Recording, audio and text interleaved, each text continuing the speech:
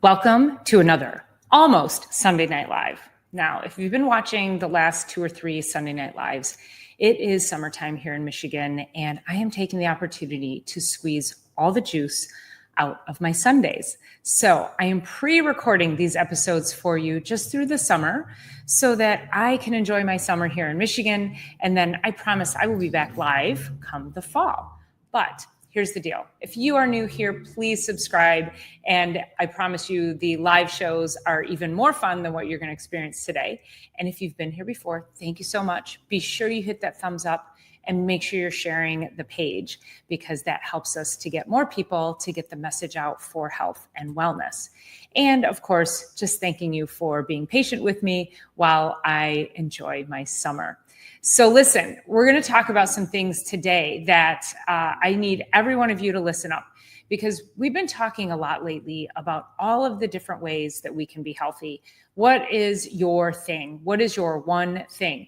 We talked about the wellness wheel on Chiropractic is Sexy. I've referred to it in my last couple of live streams. And what that means is that life is several pillars. So are you moving properly? Do you have a good mindset? Are you eating well? Are you hydrating? Are you getting good sleep? And a multitude of other things. So if we took all of those things, if we drew a circle and then put a circle in the center of the circle, like it's the spoke of a wheel, and then you draw a line out to the outer circle. And then there's a 0 in the center and a 10 at the end. And then what you would do is you would rate on 0 to 10 what each of those pillars would be. Sleep, movement, hydration, food, mindset, spirituality, social connection, family, financial.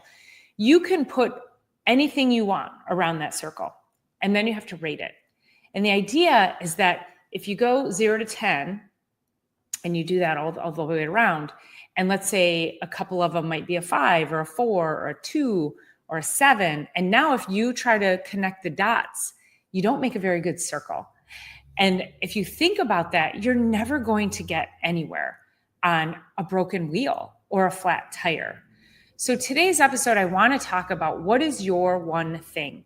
If you looked at all the different pillars of health that I typically talk about, my goal is to really just help you get out of your own way and start to connect with one thing that'll start to move your body and your health forward. And if you've been working on one thing, what's the next thing? What's the next thing? Because all the pillars of health, they layer upon each other. So if you start with one thing and you do that for 12, 14, 21 days, they say it takes 21 days to create a habit. I don't know where that research comes from, but we'll go with it. So you do that for 21 days, then you add another one. And after a while, it becomes part of your lifestyle. It's no longer a habit. It's just part of your lifestyle. So what we really want to do is get you to a point where you stop feeling like you're starting over all the time. Now, I always do say, start today, then start again tomorrow, because it isn't perfect. But sometimes we just feel like we're on that hamster wheel. And we need to be able to get off. We need to feel like something's ingrained in us, in our lifestyle, so that we can then feel like we're making forward progress. But if you're tired of being tired, if you're tired of feeling foggy, if you're tired of having improper sleep, having mood swings, having no energy, then you really want to pay attention to what your one thing is today. So I have a few notes that I'm going to go through. And I'm going to help you pick a starting point. And so one thing that I want to say to you is that on the internet, there is so much confusing and conflicting information. My goal is to never confuse you and never offer you conflicting information. I may offer you an alternate point of view, but I try to do things that are not confusing. I just want you to start somewhere. And typically what happens, and I'll give you this example, I saw a video on Instagram a couple of weeks ago, and this health influencer, he was talking about some new study that came out. I didn't even look up the study because I kind of don't care. And this study talked about how if you drink cold water versus warm water, room temperature water, that cold water causes dementia and cognitive decline. Well, so does gabapentin. So does painkillers. So does over-the-counter painkillers. So does smoking. So, I mean, like, let's go on. So if you are trying to tell people they shouldn't drink cold, icy water because it's going to cause cognitive decline, now you're just creating more confusion in the world of health and wellness. My goal is just to get you hydrating. I don't care if it's cold, warm, hot, whatever you can do to get the fluid down, to get water down, to get hydrated, cold, hot, whatever. I personally, I drink, my ice is melted here, but I always drink ice water. I can't drink lukewarm water or room temperature water. It actually hurts my throat. So I drink ice water. It's what I do. So just drink water. All right. So as we go forward, I want you to think about that is that, well, now I'm confused about water. I don't know what to do or what to drink. Well, don't be confused about water. Just drink water. Okay.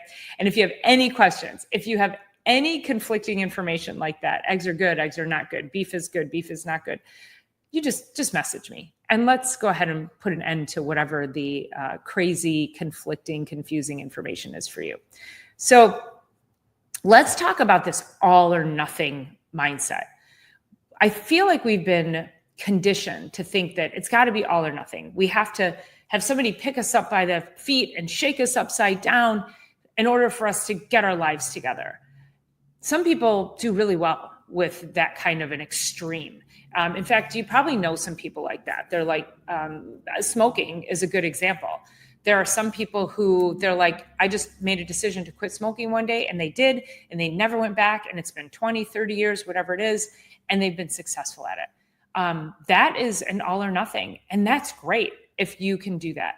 I think most people find the all or nothing mindset a bit paralyzing. So I always admire people who can just leap and make all the changes in one day and have it be sustainable. That's awesome. It's not common. So just know that when you see your husband or your wife or your neighbor doing something extreme and they're having success with it, it might not be for you. And then the flip side might happen. They might do something extreme and then 2-3 weeks goes by and suddenly they're right back at it because it was too difficult to maintain.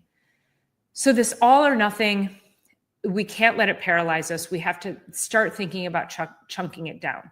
And again, some people have that personality where they can do that. If you have that personality and that's how you want to do it, great. But if you know that's not you, don't try that. Don't try to do everything and be everything all at once.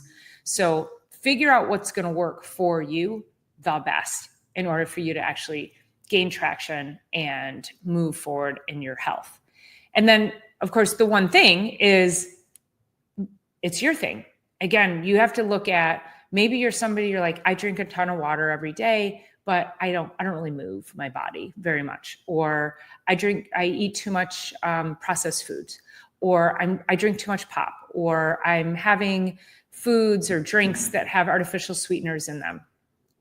One thing I'll tell you is that I always say, and my mom raised me like this, is that no artificial sweeteners, flavors, or colors.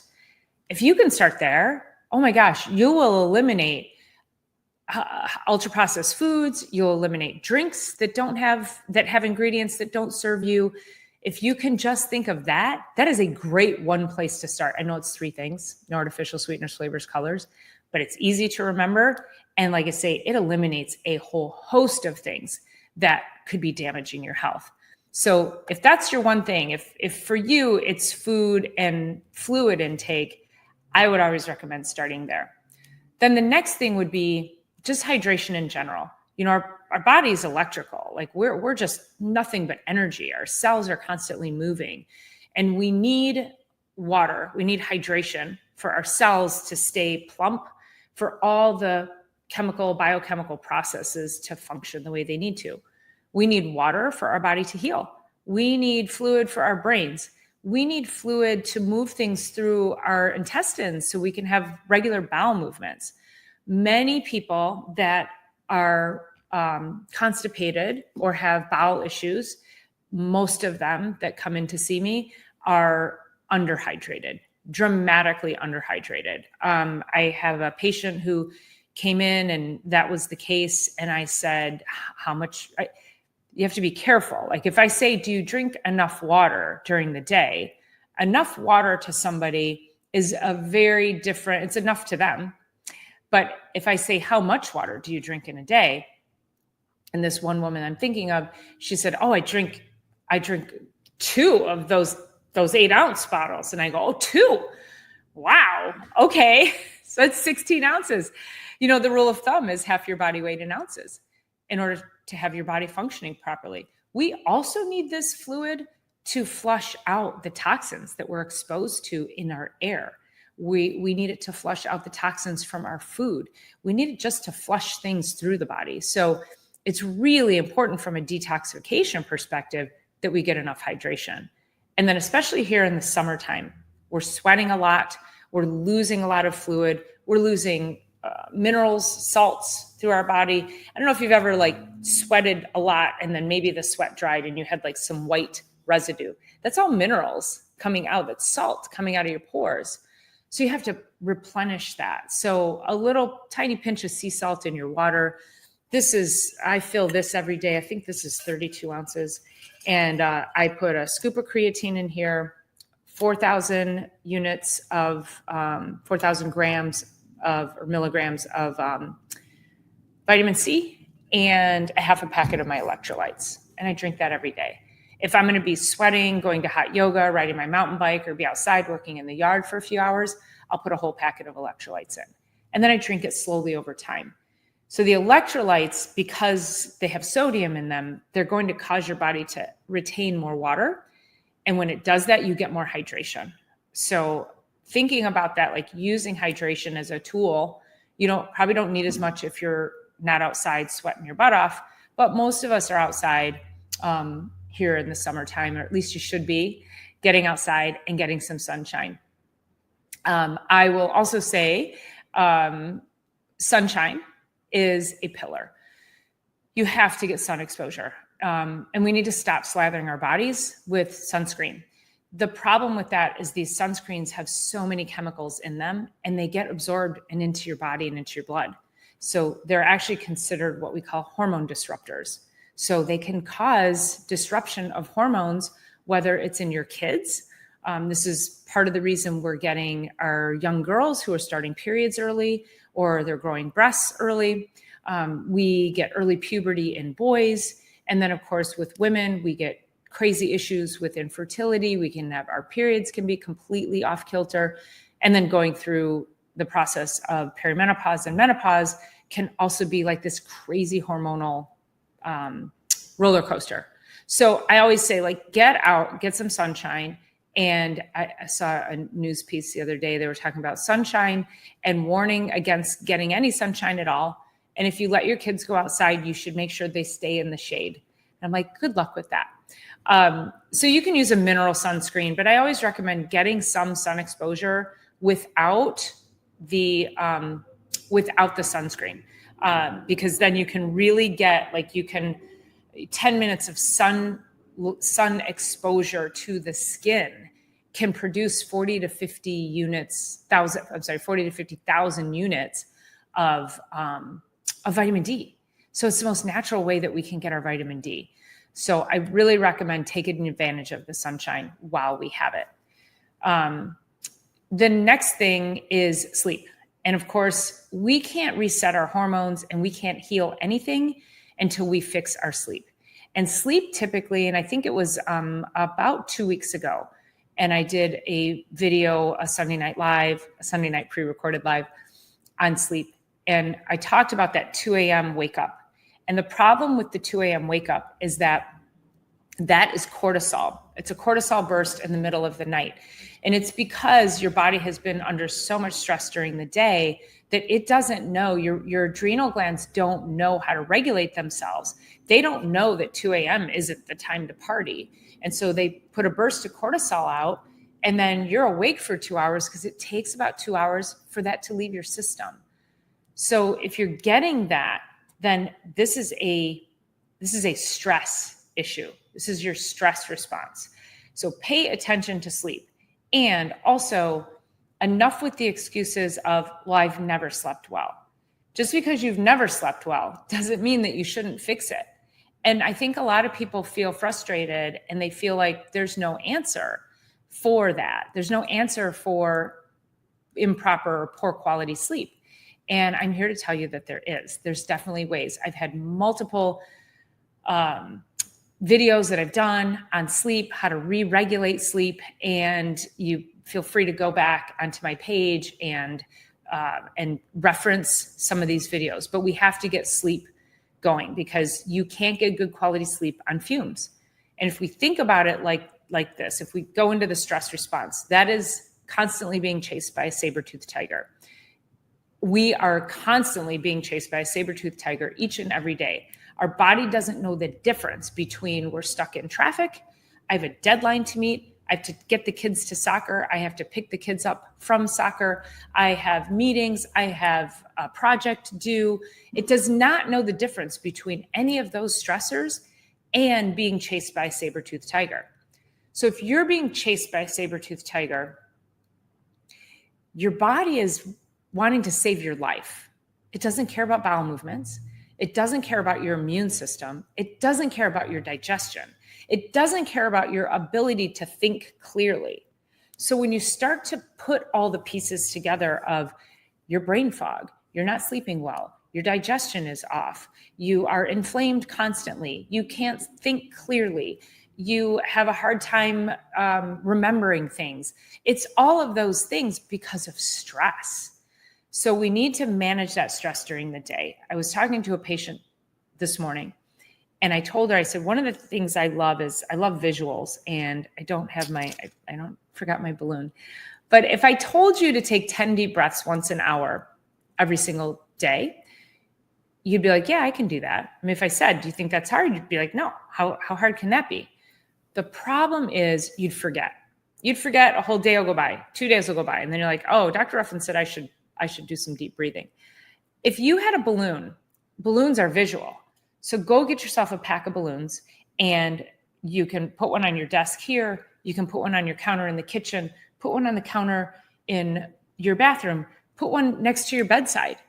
And that way, every time you look at that balloon, you're going to blow up the balloon.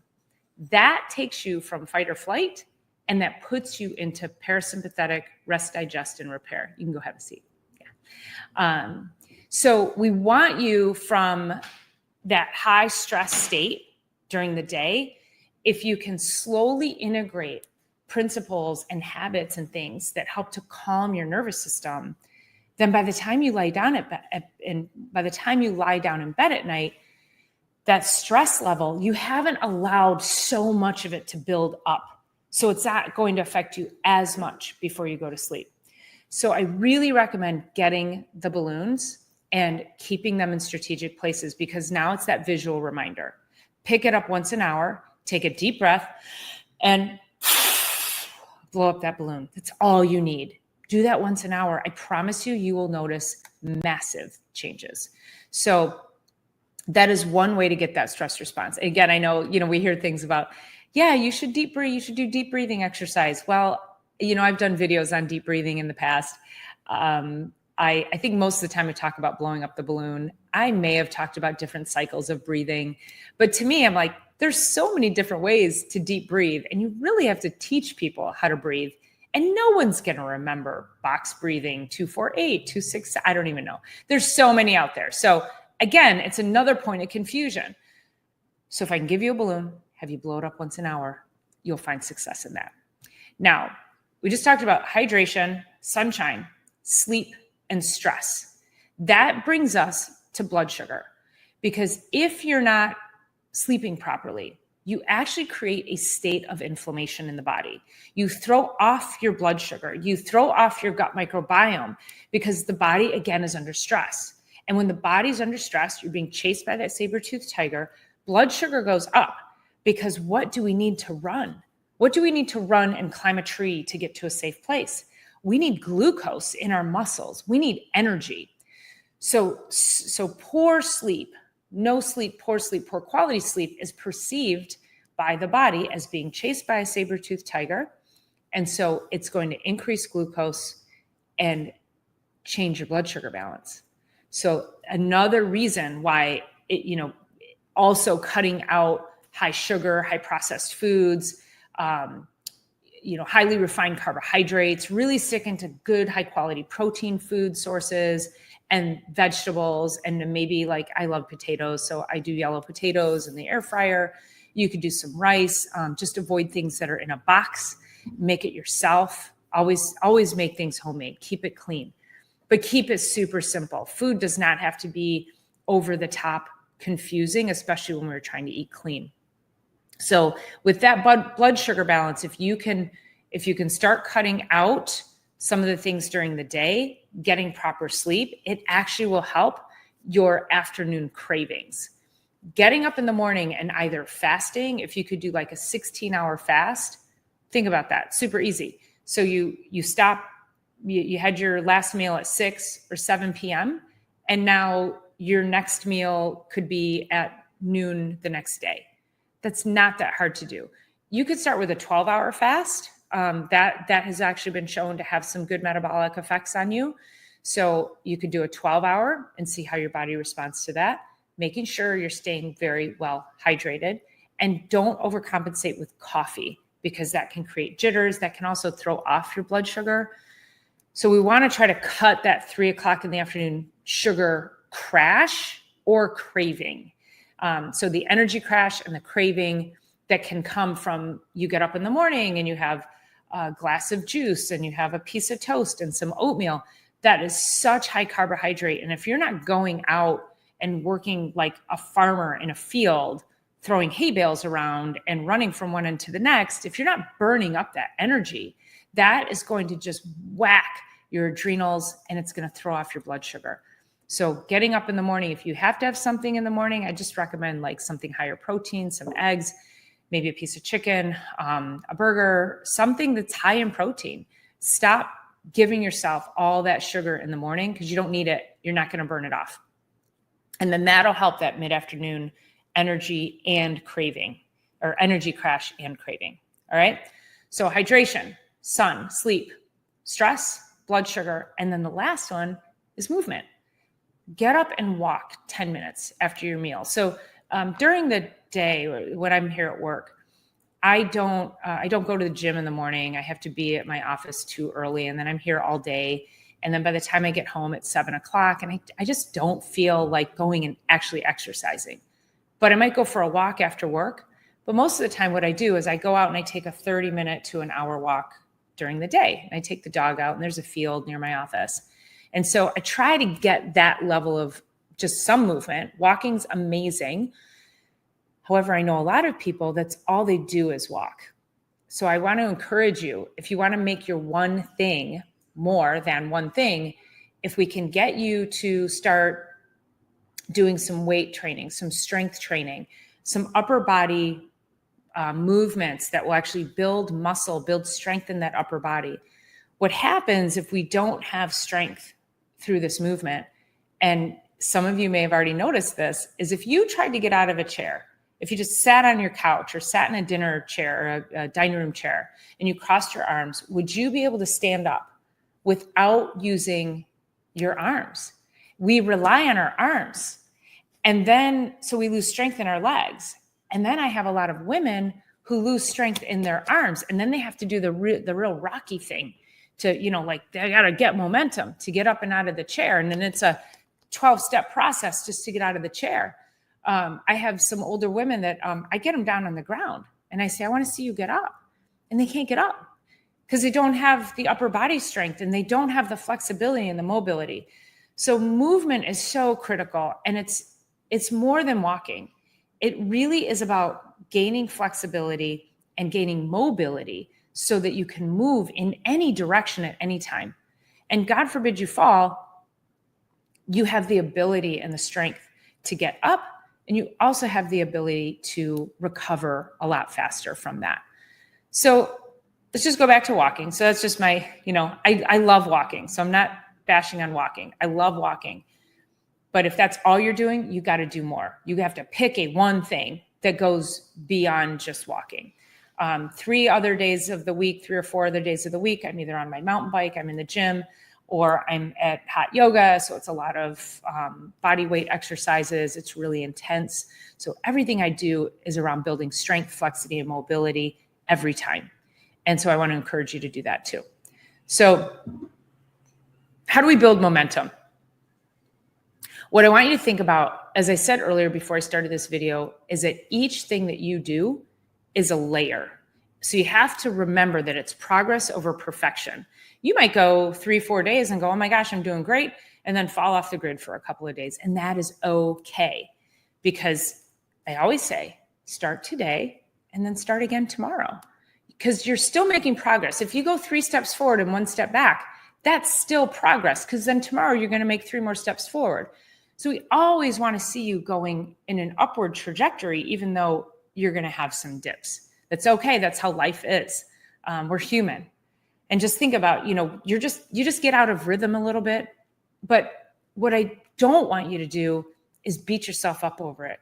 I know a lot of people, especially the women that I work with, when they start to change their eating habits, and then they go to a party and they have a piece of cake or a bite of a cake and piece of cake. And then because they did that, then they're like, well, I blew it. And then they go and they have cookies, and then they have ice cream, and then you just completely fall off the rails. Stop beating yourself up for being human. Okay. It's okay. Go to the party, have a bite of cake. Now, I've talked to some people and they're like, oh, if I have 1 bite, I know I got to eat the whole thing. Okay. If you know that's who you are, then you have to pay attention. You have to be stronger. You have to have more willpower. For me, I can have a bite of cake. I know, don't hate me. And I can put it down. So, but I know a lot of people aren't like that. I don't have a sugar craving, but listen, put a bowl of potato chips in front of me. It's a whole different story. Yes, I do have my vices. So really, life is about stacking. It's just about stacking all of these resets, constant resetting, constant stacking. So pick your one thing. So over the course of this next week, what's your one thing? What's the one thing that you can do, that you can start to implement that's simple, a simple place to start? And again, maybe you have hydration on lock, but you have that nighttime craving that you need to work with. Take that one thing, write it on a sticky note, put it on your refrigerator, put it on your mirror in your bathroom, put it next to your bed, put it in multiple places, put one in your car. Like, don't just put it in one place. Use it as a constant reminder that, because it's going to take a little time to rethink a new habit, and then do it, just that one thing, for 7 days, just that one thing. And then I want you to tag me, DM me. If you post something on social media, put something in the comments here. You can email me. I want to know what you picked. And then I want to celebrate with you. So make sure that you're letting me know so I can come along. I want to applaud it with you, because oftentimes we don't have people standing next to us that are giving us a pat on the back, telling us great job, giving us that encouragement to keep going, to then make sure that you're taking your one thing, you made it a success, and now you get to keep going. And what that's going to look like as you stack that over time in your life, oh my gosh, the level of healing and health optimization you're going to experience is going to be off the charts. So just remember, it's not about being perfect. Healing is about being intentional. It's about discipline. We talk about discipline all the time. You have to be disciplined and consistent to move forward. You may not always be motivated, but if you have discipline, you will still make progress. It's a lot of days I wake up and I'm tired. I don't really want to go to the gym, and I do it anyway. And once I get there, because I'm disciplined around it, I know the benefits that I get. And I may not have a full workout or a great workout, but some days I go and I have one of my best workouts ever. It was just a moment that kind of was taking me back a little bit. So think about this. What if your future self is just one decision away to how healthy you are? What if? And what's your one thing? So pick your one thing, say no to the things that drain you, and then let's start committing and watching the ripple effect of you moving forward with your health.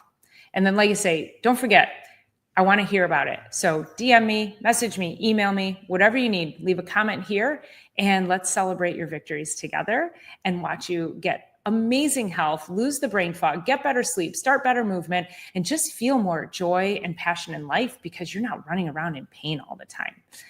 All right, you guys, thank you so much for being here for this pre-recorded episode of Reset Monday. I always appreciate you. Don't forget to like, subscribe, and share, and let me know, what are your thoughts? I'm right here with you. Okay. So I'm always living in the world of what is one more thing that I can do. And so I want to be here for you, cheering you on and celebrating your successes. All right. Until next week, have an amazing week. And I hope you're enjoying summer as much as I am. See you guys.